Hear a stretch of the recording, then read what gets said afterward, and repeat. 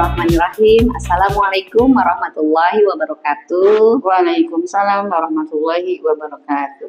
Perkenalkan, kami mahasiswi Institut Agama Islam SEBI kelas karyawan tahun 2022. Hari ini kami akan mengadakan podcast atau tanya jawab terkait dengan bisnis keluarga, dan ini adalah tugas dari apa Bu Neneng? Tugas akhir UAS, ujian akhir semester ya. Oh begitu, oke deh ya. Sebelum kita bincang-bincang, bicara-bicara, kayaknya perlu kenalan dulu. Iya, tak kenal maka tak sayang. Jadi biar disayang sama pemirsa. Iya, perkenalkan nama saya Yeni Widyastuti.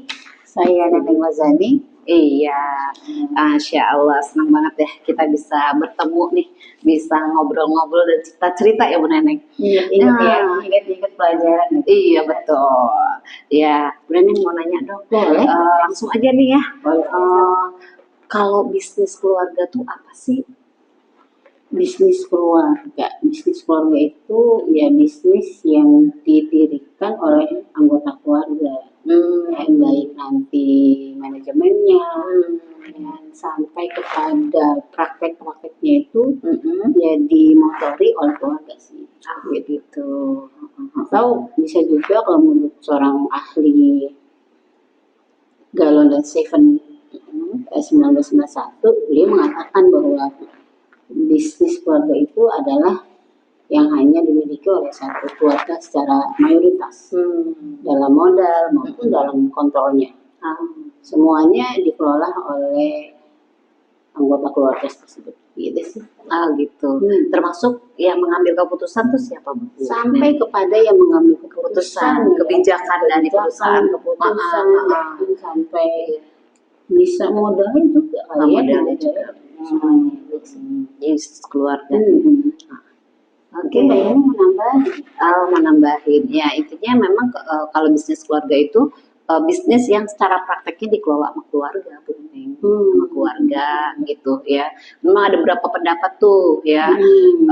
Ada yang memang bisnis keluarga itu dibuat oleh keluarga, kemudian diturunkan sampai generasi berikutnya, sampai 7 turunan kalau memang dia bisa mempertahankan bisnis keluarga itu, gitu. Makanya investasi jangka panjang sebenarnya bisnis keluarga, gitu. Bisa berkelanjutan harusnya. Betul. Bisa lebih banyak orang juga ini. Alhamdulillah. Insya Allah. Nggak terikat dengan yang lain kalau bisnis keluarga itu berarti. Iya betul. Tapi terikat juga dengan orang lain ketika dia sudah profesional. Terus apalagi nih Bu Neneng? Kalau ada kayaknya berminat juga sih mau coba-coba bangun bisnis keluarga. Mantap, keren. Tapi bingung nih anaknya gimana ya biar bisa terbentuk gitu. Gitu ya. Ya alur bisnis keluarga tuh biasanya awalnya nih ya itu ada penggagasnya. Jadi ada orang yang ngasih ide gitu. Kayaknya bagus nih kita bikin bisnis keluarga gitu. Jadi ada pencetus satu atau dua orang atau beberapa orang lah ya yang mereka berkeinginan untuk bikin bisnis keluarga gitu. Pencetusnya dari anggota keluarga. Anggota keluarga juga biasanya kalau mau disebut bisnis keluarga. Kalau orang lain ya berarti bukan bisnis keluarga, bisnis orang lain. Gitu. Mungkin bisa lihat dari seseorang kali yang bisnis keluarga yang sukses. Itu bisa jadi jadi pencetusnya. Tapi biasanya ada satu orang di keluarga itu atau dia dua orang atau beberapa lah yang dia pengen ide misalnya dengan melihat kondisi yang terkini gitu ya. Itu kayaknya bagus nih kita bikin bisnis kayak gini gitu. Alur pertama. Yang kedua biasanya setelah itu ketika sudah ada penggagasnya, nah itu kan sudah mulai itu didiskusikan bersama keluarga. Nah itu menggandeng itu orang-orang yang memang bisa dijadikan partner bisnis, terutama di keluarga. Namanya disebutnya close circle family gitu. Jadi di lingkungan keluarga itu bisa ketika sudah memutuskan ini kayaknya om ini bisa ikutan deh Jadi misalnya. udah melibatkan kayak keluarga besar gitu ya. Iya, itu tergantung seberapa besar bisnis yang mau kita bangun gitu. Iya, siap, Itu siap. itu yang kedua. Setelah itu ketika bisnis itu udah berkembang, nah biasanya itu ada yang namanya extend family. Ya, itu mulai masuk tuh keluarga-keluarga besar, saudara-saudara, ponakan gitu. Iya, jadi memang diawali biasanya bisnis keluarga itu dari keluarga inti dulu gitu, dari obrolan-obrolan ringan di rumah, terus ngelihat kondisi ekonomi, ngelihat yang lagi tren jualan apa, itu muncul tuh gagasan-gagasan. Iya, iya, tapi Gitu. ya, tapi kan mungkin ya biasanya tuh kayak misalkan saya pernah tuh wawancara seorang pendiri, tahu nggak tuh Bu Yeni, yang Gema Insani Press. Oh iya iya iya. Penerbit ya, penerbit buku ya, penerbit buku. Kemarin pernah berkunjung tuh ke rumahnya, tapi sih ngobrolnya sama istrinya. Oh gitu. Istrinya. Apa sih yang sebenarnya yang mencetus Bapak bisa berkeinginan untuk apa namanya, mendirikan perusahaan sendiri gitu. Apa katanya? Kalau dia tercetusnya dari gini, karena kan dia memang Pak Umar itu memang dia terlibat dalam organisasi Al-Irsyad dulu. Dulu gitu kan, tahun 1996. Nah, dia bertugas buat itu tuh, buat apa namanya, nyebarin kayak pamflet gitu, kayak pamflet. Ya, akhirnya dia tercetus tuh dari situ.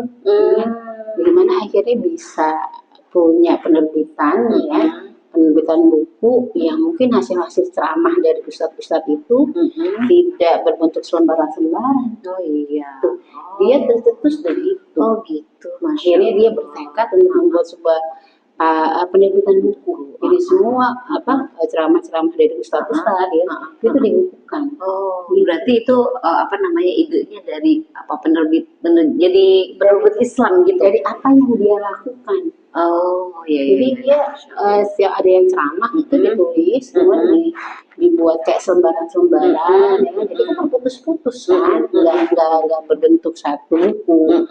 Nah itu tercetus dari itu. Oh gitu, keren ya. Dari hal yang mungkin dari hal yang kita lihat dari lingkungan lingkungan kita, circle-nya dia gitu ya, yang sering dia temui. Sih memang dia disusahkan oleh dia ngomong sama istrinya, yang sama satu temen.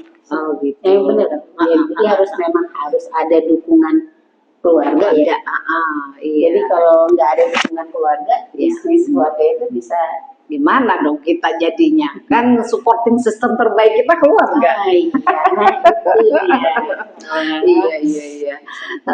Terus Bu Neneng, Masya Allah ya, itu keren banget. Umar ya, di penerbit Gema Insani Press. Terus apa namanya, bisnis itu kalau bedanya bisnis keluarga sama yang bukan bisnis keluarga tuh apa ya? Dari apanya gitu?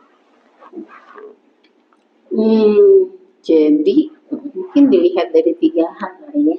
Dilihat dari 3 hal. Dari apa namanya, kekuatan. Powernya. Artinya tadi yang Bu Yeni sebut ada support system dari keluarga gitu. Keluarga itu punya. Itu jadi bagian kekuatan dia untuk bikin Jadi bisnis. dia punya kekuatan, baik kekuatan nilai, kekuatan etika maupun kekuatan budaya yang itu menjadi sebuah kekuatan yang mungkin bisa jadi berkelanjutan gitu. Dan kalau saya lihat, saya kayak kemarin itu ya, yang dengan Pak Umar gitu. Jadi nilai yang dibangun oleh Pak Umar itu sampai ke generasi keduanya, berarti anaknya itu rajin, ulet, kemudian komunikasinya jalan. Itu sampai sekarang masih terus berjalan. Jadi kekuatan keluarga itu menjadi sebuah dominan ya. Ciri khas dari bisnis keluarga. Gitu. Iya. Jadi tadi kekuatan, terus yang kedua culture kali ya. Apa namanya, ada culture budaya yang dibawa di bisnis itu gimana gitu kayak tadi itu. Kayak budaya dan berasal dari budaya keluarga. Iya, budaya keluarga itu nih misalnya kejujuran, mengangkat kepedulian gitu kan, gitu seperti itu harus nggak boleh hilang ya, nggak boleh ya. Iya, itu berkaitan ya. Berkaitan satu dengan yang lain. Terus ini juga apa namanya experience juga masuk ke Neneng. Experience itu misalnya proses suksesi keberhasilan dari sebuah bisnis keluarga itu kan biasanya nih ada ketika satu masa gitu itu biasanya ada suksesi perpindahan dari si A ke si B. Nah itu ketika itu berhasil dengan sukses dan memang keluarga itu bisa terus sampai berhasil meneruskan turun ke bawah, dan berikutnya itu dikatakan bisnis keluarga. Jadi kesuksesan itu akan terus dipertahankan ya, digali. Nah ini karena tadi ya menurut apa ya, menurut kata orang sih banyak gitu ya. Kalau bisnis keluarga itu ya paling generasi pertama yang membangun, kemudian generasi kedua yang menikmati katanya, generasi yang ketiga aja yang hancur. Ya Allah, astagfirullah. Emang nggak mudah, susah untuk bisa bangun sampai bergenerasi-generasi. Karena tantangannya itu ya, Bu Neneng yang saya tahu, bisnis keluarga itu kudu sabar, kudu ikhlas. Namanya juga keluarga. Tekun. Namanya juga keluarga. Nah, kalau nggak ada apa namanya itu pembatasan atau wewenang lah gitu kan antara nanti di rumah jadi ayah ya di perusahaan ya jadi bos misalnya. Itu kan perlu nggak sih ada pembatasan gitu biar terjadi? Perlu ada pembatasan. Ya biasanya itulah yang jadi kekurangan dari bisnis keluarga itu tidak terbatasinya, jadi agak susah gitu. Pembatasannya itu ya. Betul. Nah, itu makanya beda anak kesayangan. Gitu. Apalagi ketika tahu, wah ini kayaknya anak kesayangan bisa nih ditarik buat gedein bisnis keluarga, padahal tidak kompeten. Nah itu salah satu kerugian dari bisnis keluarga seperti itu. Jadi sulit membedakan peran-perannya gitu. Tapi mungkin banyak yang sukses ya. Artinya pada saat kita berkeinginan mau membangun sebuah bisnis keluarga harus ada role model kan. Betul. Contoh-contohnya di Indonesia apa aja sih perusahaan bisnis keluarga yang Bu Neneng tahu gitu? Ya yang saya tahu kayak bakery biasa sampai berapa generasi sekarang kan? Kemudian Sari Ayu, betul. Sama Paragon tuh, itu Paragon yang Insya Allah sudah di generasi 2 yang kita berhasil ya. Iya. Boleh dikatakan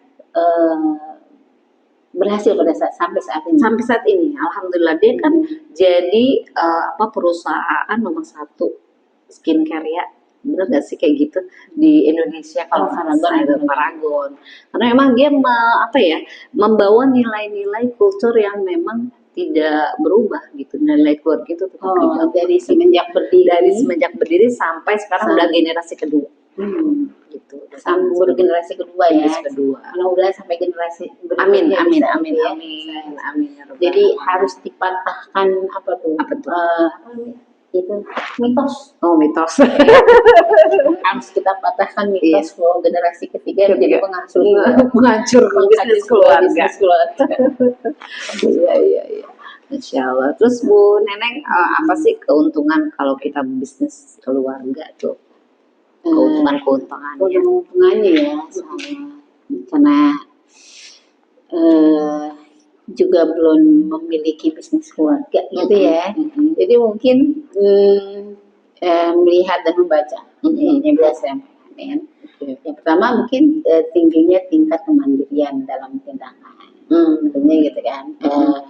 Ya memang namanya bisnis keluarga artinya dia nggak punya, artinya untuk keterikatan terhadap sesuatu ya memang ada, tapi dia memiliki sebuah kemandirian. Dia mau bisnis itu mau dibawa kemana, mau ke arah kemana, dia Serah gue gitu ya. Punya kemandirian. Oh gitu.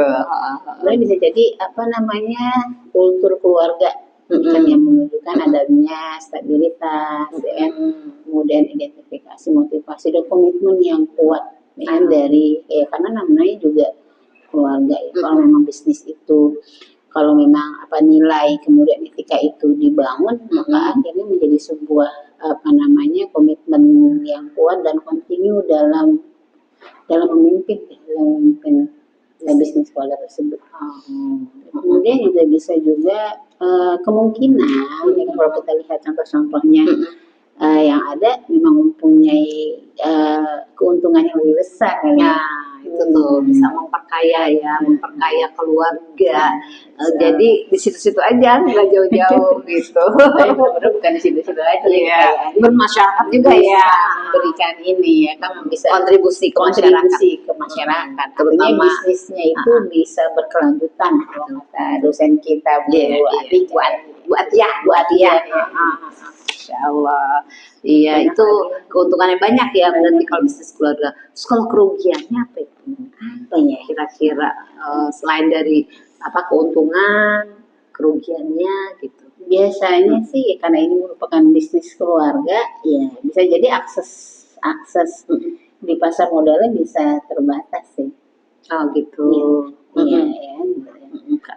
Kalau misalnya dia nggak ngebuka, kalau misalnya dibuka ke luar itu bisa gitu. Konflik bisa nggak sih? Ayo, itu yang sering terjadi dan akhirnya pecah bisnis keluarganya gara-gara pecah bisnisnya, tapi bisa jadi konflik keluarganya. Konflik keluarganya juga konflik keluarganya. Tapi itu kemudian apa lagi? Adanya apa ya?